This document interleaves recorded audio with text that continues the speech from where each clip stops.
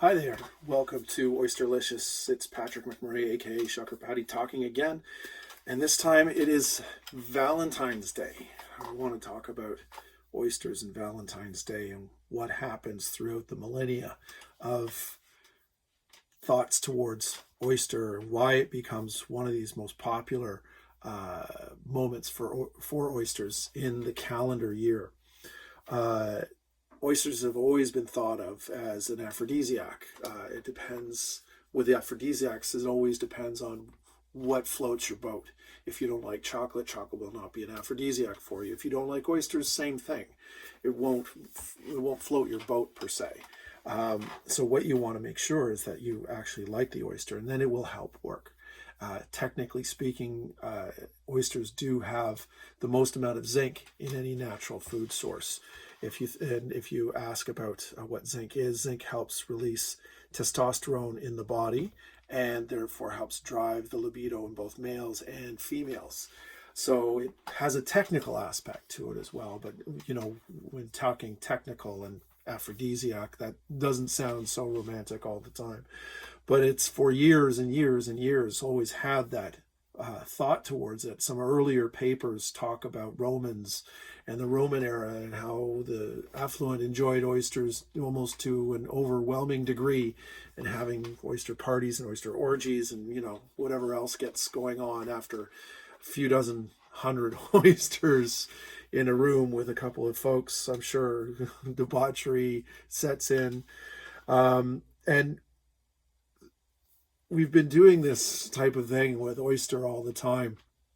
I've always noticed it in my world, in the oyster bar world, where when I opened up Starfish, I found that immediately Starfish had a situation where oysters were, Valentine's Day was absolutely fantastically busy. In a normal day, I would do maybe 2 seatings. I'd seat something early on a table and something later, and hopefully maybe get something on the late night, something that's been folks have come in for afterwards as a walk-in. On Valentine's Day, on the 14th, we used to reserve each table 4 times. We'd flip that table. I would tell customers, as usually the folks who are reserving, it's always the boys and always late, calling up on, the 13th or maybe even the morning of the 14th. And they'd be like, yeah, I kind of need a reservation for the 14th. The 14th, you say? Very nice. Okay, let me just get to my book. I used to draw a map, and each map was hand-drawn, and each table was split into 4, and the time frames and everything. Just turn to the page, and it's like, the 14th, you say? Gee, I wonder what's going on. The 14th seems to be very busy. It's Valentine's Day. Oh, Valentine's Day, you say? Yes. I'm afraid we're completely booked, unless you really want something around either 4:30 or 10:30.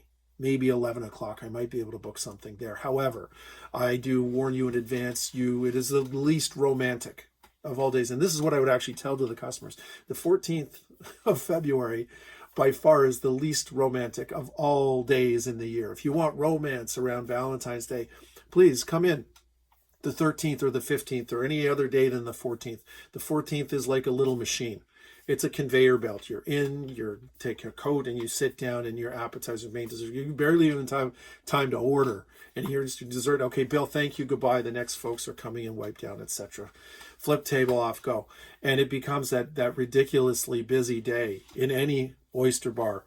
Any oyster bar worth their salt. They're stupendously busy, and nowadays we're doing takeout and delivery and everything else that goes with it, and swinging past and picking up and going to go shuck yourself and shuck oysters on your own. And we've been talking about this since basically January, getting ready for the 14th.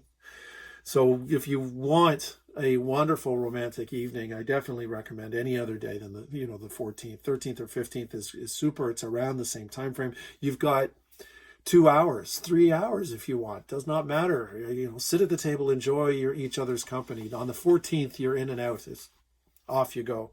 And it's just because it's so very busy. And it's just the people, putting those ingredients together to create that aphrodisiac-like quality, the romantic of the night, the oysters, the saltiness, the taste of the ocean. I always get asked, like, what is it with oyster? Why is it an aphrodisiac? The again, technical aspect is the zinc, but it's something to do with, I think, our basic DNA of where we came from. We all came from the ocean, and it tastes like us, or at least the base element of what we would be, of a salty, meaty, textural, hard on the outside, soft on the inside, deliciousness. It reminds you of a location, and hopefully that would be a romantic idea. And so when people come and put that together, it fits the bill for people. And, holding hands and shucking oysters and talking naughty talks and thoughts and everything that comes with this whole thing. The oyster can give you that sense of romance as well. Where do you have oysters? In a romantic vision, Paris, London, New York City, different romantic areas, on the coastline, on the shore, in a picnic. You have these lovely little ideas of where you could go to have these tastes of the ocean. And it takes a little skill to get into it. So, one party is always opening and trying to produce something that's rather impressive for the other party. And it kind of just helps tell the story and the tale of the whole works. At Starfish, we had those many, many times of the reservations, and we would have romantic moments as well that people would want to propose.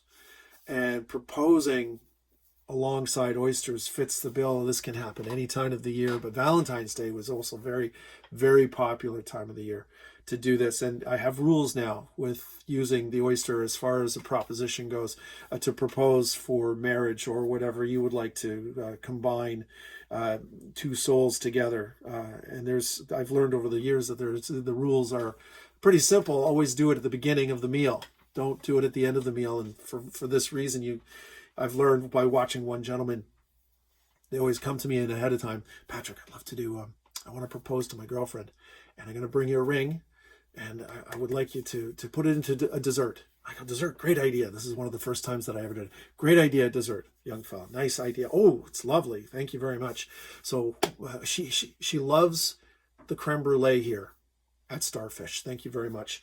Oh, good. Okay, so I've got an idea. Creme brulee comes with that lovely sugary top, so nothing will set into it. So I'm going to put the ring on top of that. I'm going to put the biscotti just over top of that. So it's not pushing in, it's separated. It's not going to get gooey or sticky. It'll be separated.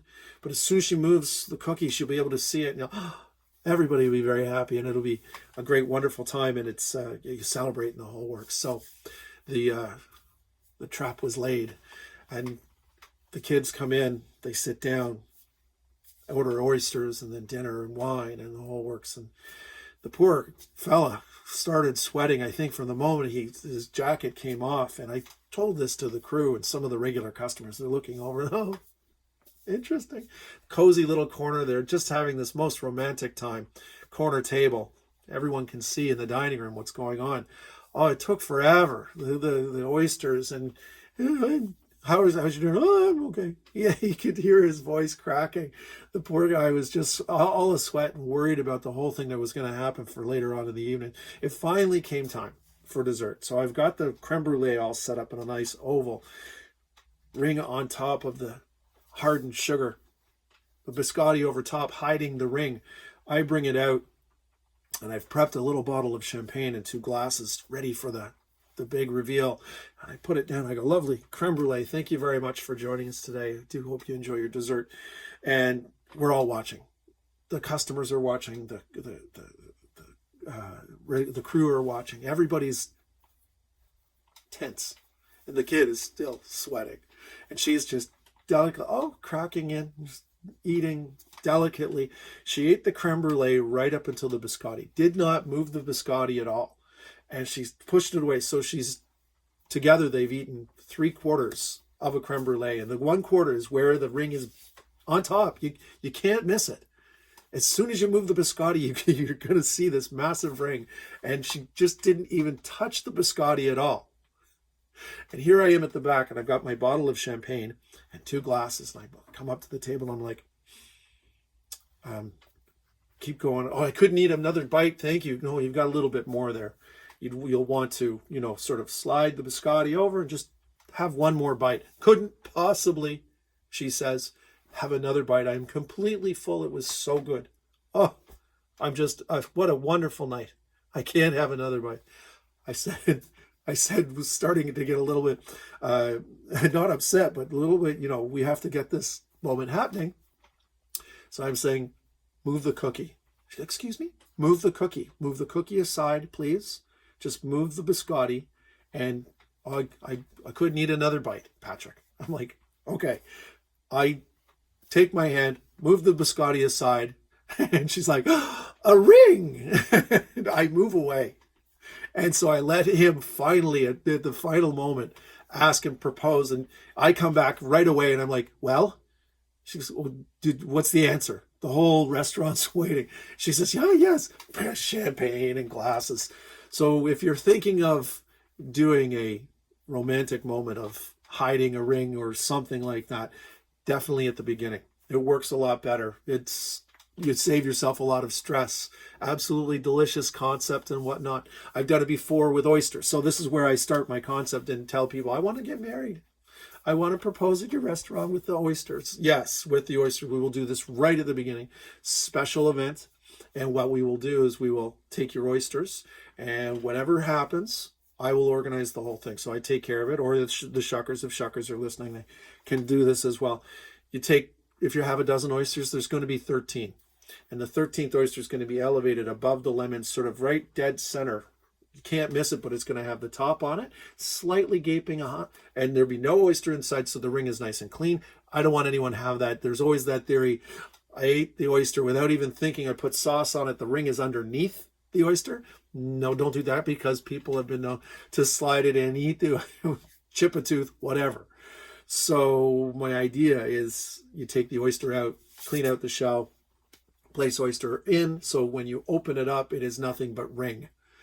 And it's perfect. It's great. And again, we had this lovely couple, and gentleman says, I want her to ask about the ring, the whole thing. So I said, this is what we're going to do. Rings up in the shell, top shell. You can't miss it. It's the 13th oyster. So you have your oysters that are edible underneath and a nice little tower presentation and the ring on top. And so the idea is you'll have to, at that point in time, suggest to her, so why don't you have the last oyster? Or start with that one. Whichever happens, that is her oyster, not your oyster. So he's like, very good. Okay, I can do that. Again, same situation. They go through all the oysters and, couldn't eat another oyster. And he goes, there seems to be one more up at the top. Why don't you just have the last oyster? Just, there you go. Why don't you just enjoy that last little oyster there? And she's, no, couldn't possibly. I want to save myself for dinner. I'll have a sip of wine, perhaps. To the point where he's like, just take the ring. Here, take the lid off. And then voila, there's, ring. And so for everything that you try to do to create that sense of moment of passion and wonderment and surprise and the whole works, you will get surprised 2 or 3 times over. And it always seems to go that way. I've seen it so many times. It does happen where they just open it. Oh my gosh, it's fantastic. The 3rd time I did this, it was at a demonstration, and it was the girlfriend's idea. She had this idea that she's going to take her, my oyster shucking lesson, and she's going to take her soon-to-be fiance boyfriend up, and she wants to propose the same thing. So I said, all right, it's a lesson on how to shuck oysters. So we're going to do it this way. The whole room's going to know. I'm going to set everyone up ahead of time, and everyone's going to understand. I'm going to give him the oysters last, how to shuck oysters. And the first one he gets is going to be empty. It's going to be super easy. And I'm going to say, you're going to be gentle. Put your hands on it. Just very carefully put that knife in there. Give it a little wiggle, and the top will pop off, exposing the ring. And this one actually worked really well, where she was all nervous as well, and she got her oysters, and I led them on for, as the story goes, for a long time, holding this one oyster in front of him and showing him as a demonstration for the whole room of what to do. And he finally gets into it, and of course, with if the top's already popped off and no oyster inside, it's really easy he slips almost and tips the whole top off. And he's like, he looks at me and goes, that was easy. A ring? I go, it's not for me. He's like, he looks at his girlfriend and she's like, gets down on one knee and the whole works. The whole room just dies, absolutely dies. Like, yay! It's such a wonderful thing to see, and we love doing those things, especially on Valentine's Day or these days of love and affection. The same thing can happen even at the pub at the Cayley Cottage, and we've had a number of times where we've gone right down to the wedding, because I've had a young couple came up to me once and said, Patrick, we would like to get married at the Cayley Cottage. I'm like, that's a great honor. Well, why is that? Well, we love the cottage as it is. It looks great. It's got that right visual aspect to the whole thing. And we just wanted to be here in this place for many reasons. One of them was because we met each other here. So we basically were sitting across the bar from each other and said hi. We started talking, and then we came for our first date here. And then we got engaged here. And so therefore we would love to get married here. And I was like, absolutely must be done. And so we took the cottage room, which was the older part of the building from the 1830s, and we just stripped it all down. And I actually had a church lectern as my host station, and we've church pews everywhere. So it was a private room for 15 people, and they brought in a minister, and everyone just got married there. So I've got lovely little pictures of it as well. Absolutely fantastic. And I had another mother of the bride asked me to do something on New Year's Eve, which was very special. We used to do our festival parties on December 30th. It's another longer story of what we do. But during the festival, she wanted me to actually hand fast their couple, as in old Celtic traditions and traditions of matchmaking, which I tried to do at the Cayley Cottage. And I realized at an early set that matchmaking is a billion-dollar industry, because it takes a lot of intuition and knowledge of what to do. So when I said I was going to be a matchmaker, we'll do Matchmaker Wednesdays, I now kind of know how I would do it, but it's a little bit more difficult than easy. But the romance and the oyster and everything brings it all together.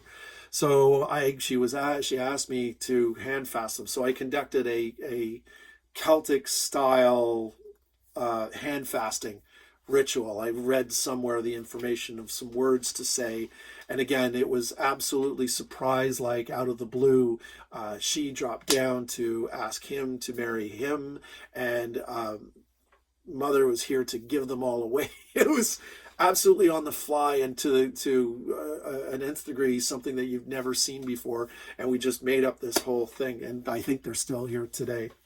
With the romance of the oyster and all the magical things that happen on those time frames, especially during Valentine's Day, and the adrenaline and the zinc and the libidos beating and the oysters shucking and the slurping and sucking and of oysters going on. There's been hundreds of people getting together, and if not, maybe thousands of babies made afterwards. For however oysters and babies come together, it usually happens that way.